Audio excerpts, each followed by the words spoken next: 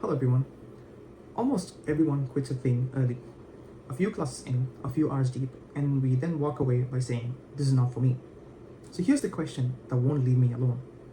How often or how long do you have to do something before forming an opinion around it, which is even valid?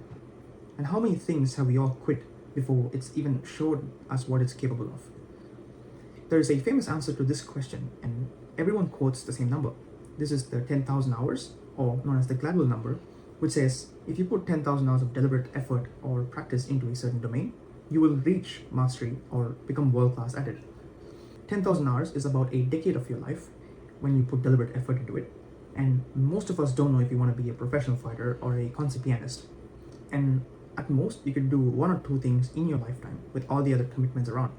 So the 10,000 hour framing does a bit of damage.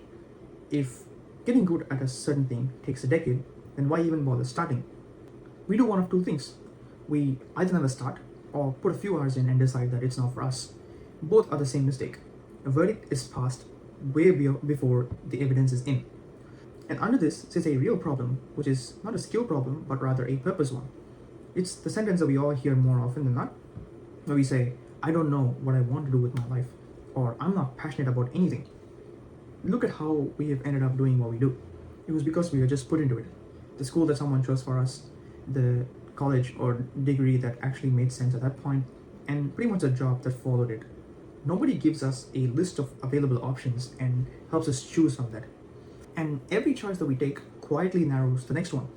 We can study to become a chemical engineer, but then becoming a financial analyst after that is pretty much unlikely in the near future.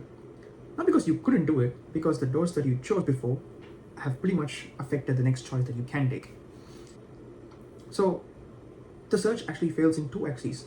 One is the depth, because you don't really try this hobby or skill enough to actually pass a verdict that is grounded with proper judgment. And second is the breadth, so you don't even try everything that's available out there. So you can't be passionate about something that you never understood, or you can't be passionate about something that you never knew existed. I am not passionate about anything isn't a fact about you, but rather a fact about your sample size. Once you stop treating what you do as who you are, trying something new stops costing you anything. You're not betraying your current identity, you're just taking one more sample. That's it. The good news is sampling has never been cheaper. Guidance still costs money, but learning something by yourself is effectively free now, between YouTube, AI, and every other resource that's available online. So the only real cost is the hours that you want to put in. So how do you get past this starting problem and judge honestly if something is for you or not? This is where I would like to bring in the 100-hour rule. So we use hours as a metric for the movement skills and pieces for making skill. For example, you can have 100 hours of running and then judge whether running is for you, or do 100 crochet pieces and figure out whether that art form is for you. The threshold does two jobs. 100 hours is where the fluency starts.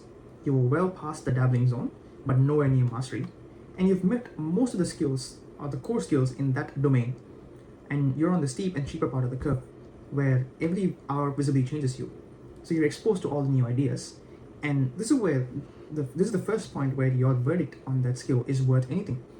It's because of the information that you have right now by doing the thing by yourself. Second is commitment. The rule is either commit to 100 hours or don't ever start. No verdicts at hour 5, or no quitting and saying it's not for me. 100 hours is small enough that it's achievable and big enough that you can't really fake it.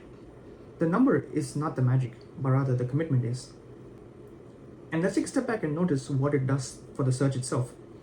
A decade is a bet that you can place maybe again once or twice in your life, and no wonder we freeze and hesitate to commit to something. 100 hours on the other hand is small enough, and you can place it again and again in different kinds of things. 100 hours is deep enough to judge honestly, and is small enough to sample widely.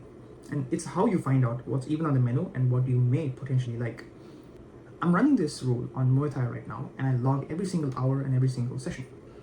At hour 5, I would have told myself this is not for me.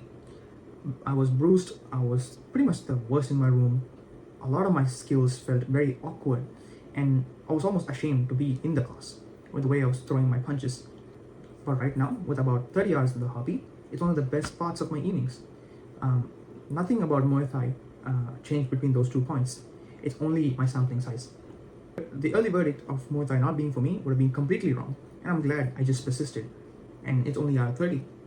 So every skill that I pick up from now on will have the same deal. 100 hours of honest effort before I am allowed to do or have a verdict. This goes for even YouTube.